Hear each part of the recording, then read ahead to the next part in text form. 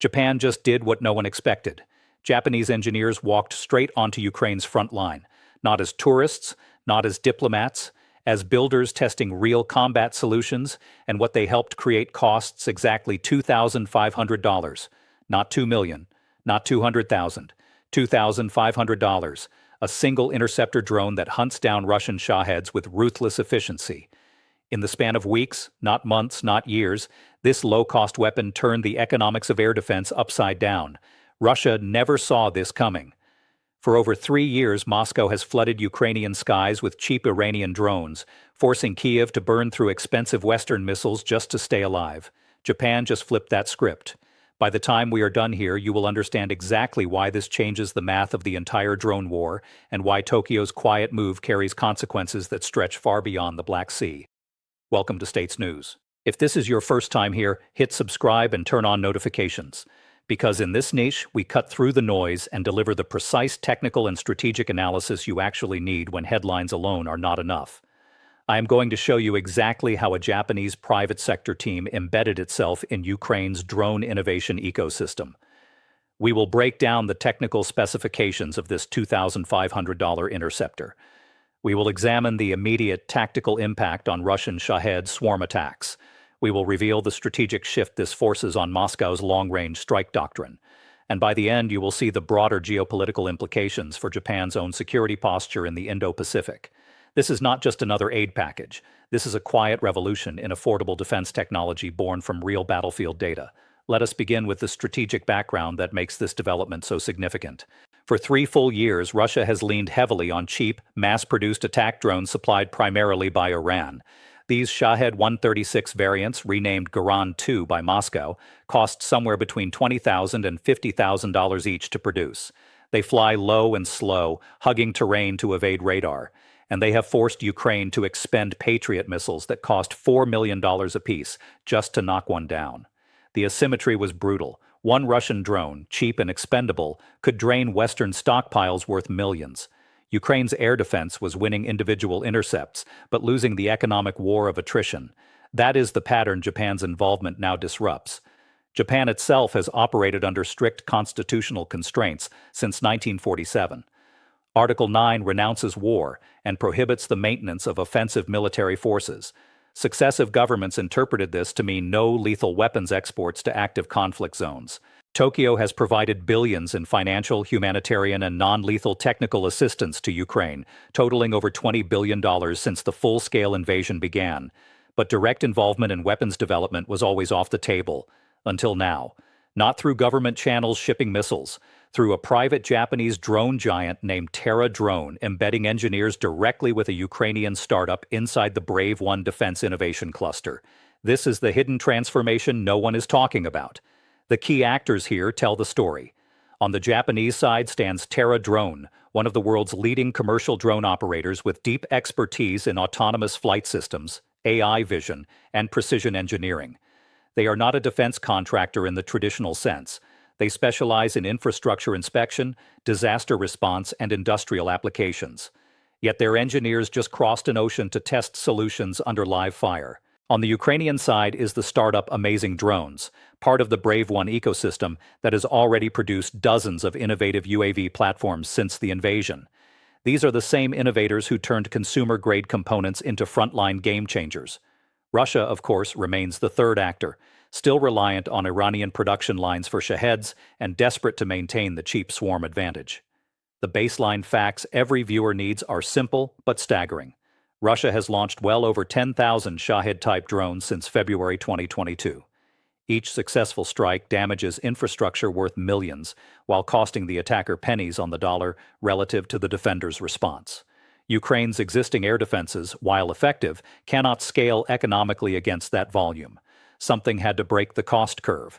Now we turn to the development itself. Just weeks ago, Terra A1 publicly confirmed its first investment in a Ukrainian defense company and dispatched its own engineers to the front line. Not rear-area training facilities, actual combat zones where Russian drones and missiles are active daily. They partnered directly with Amazing Drones to accelerate research and production cycles, measured in days rather than years. The result is an interceptor drone priced at precisely $2,500. Think about that number for a moment. A single American-made Patriot interceptor runs $4 million. One shot. This Japanese-Ukrainian collaboration produces something that can hunt and destroy a Shahed for less than the price of a used economy car. That is the quantified shock at the heart of this story. Tactically, this interceptor changes everything on the front. Traditional air defense relies on high-value, high-cost missiles that must be conserved. The new system operates on a different principle. Decentralized, mass-producible, and designed specifically to counter low and slow cruise drones.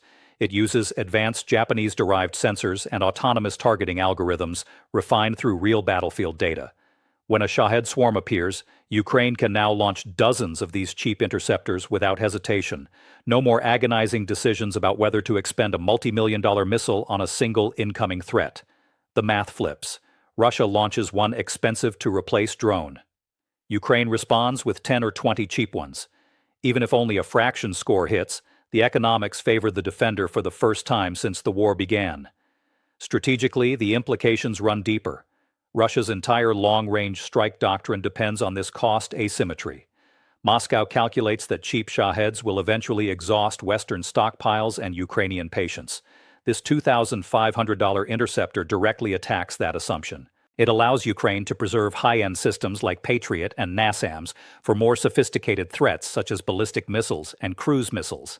At the same time, it forces Russian planners to reconsider the value of their Iranian-supplied drone fleets. Every Shahed lost to a cheap interceptor represents wasted production capacity and lost strategic momentum. Second-order effects appear immediately in logistics.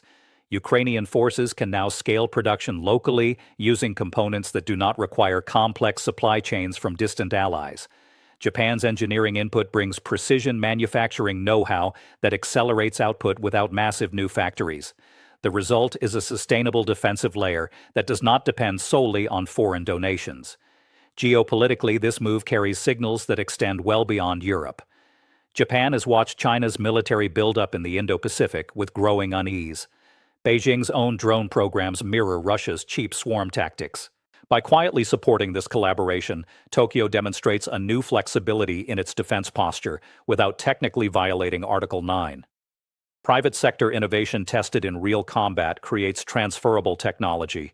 Gulf states such as Saudi Arabia and the United Arab Emirates have already expressed interest in this exact interceptor as a low-cost alternative to expensive missile defense against Iranian drones.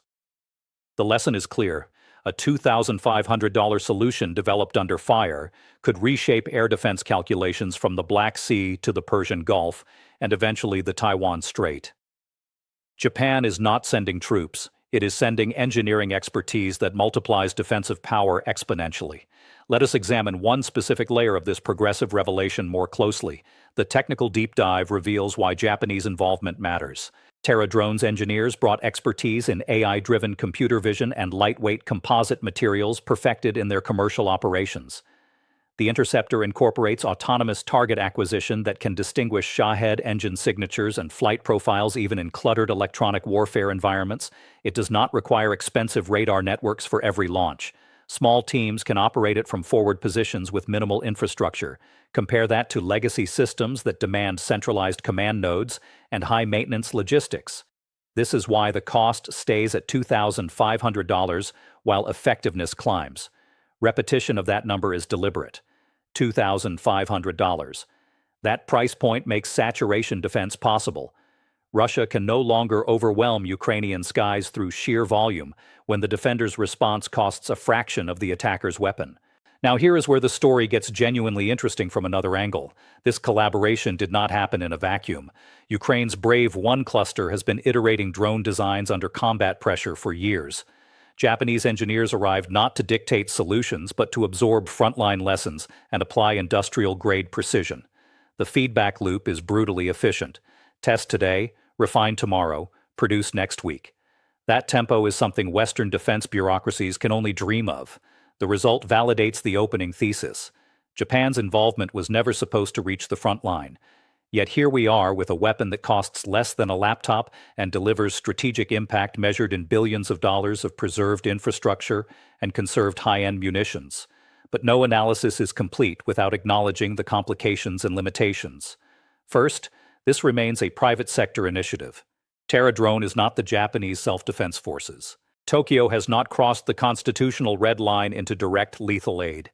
That distinction matters for legal and diplomatic reasons. Critics inside Japan argue that any involvement in an active war zone risks entanglement.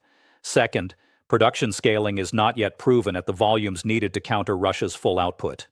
$2,500 per unit is revolutionary only if Ukraine can manufacture thousands per month without supply bottlenecks.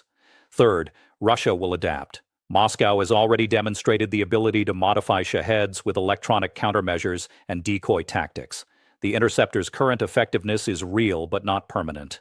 Fourth, alternative perspectives exist. Some analysts contend that cheap interceptors are useful but cannot replace layered air defense entirely. Ballistic missiles and hypersonic threats still require expensive systems like Patriot. This Japanese-Ukrainian project addresses one critical vulnerability in the threat spectrum, not every vulnerability. Unresolved questions remain about technology transfer timelines, intellectual property protection in wartime, and whether Gulf interest will translate into actual export revenue that further funds Ukrainian production. These limitations do not diminish the achievement. They simply frame it as one powerful tool among many, rather than a silver bullet. Step back and look at what this means for the larger picture. Japan's engineers on the Ukrainian front line represent more than clever engineering. They signal a quiet evolution in how advanced democracies can support partners under attack without formal military alliances or constitutional violations. The $2,500 interceptor is not just hardware. It is proof that innovation born from necessity plus precision manufacturing equals asymmetric advantage. Russia's drone strategy, once its greatest cost-effective weapon, now faces a mirror that reflects its own economics back at it. Ukraine gains breathing room to protect cities, power grids, and civilians without burning through irreplaceable Western stockpiles. And the world watches a new model of defense collaboration that could reshape conflict zones from Eastern Europe to the Middle East and beyond. The geopolitical landscape continues shifting rapidly. New technologies emerge. Old doctrines crumble. What Japan just helped create in Ukraine is a glimpse of future warfare where cost curves determine victory as much as firepower. Moscow will scramble to respond. Beijing will study the lessons carefully, and Tokyo has quietly positioned itself as more than a financial donor. It has become an innovation partner willing to test ideas where it matters most. This is the kind of sophisticated analysis that separates surface headlines from genuine strategic insight. The drone war is not over, but its economics just changed forever. If you found this breakdown valuable, make sure you are subscribed with notifications on. States News delivers the precise technical and geopolitical context you need to understand developments that actually matter. The next chapter in this story is already unfolding. We will be here to break it down when it does. Stay informed, stay ahead.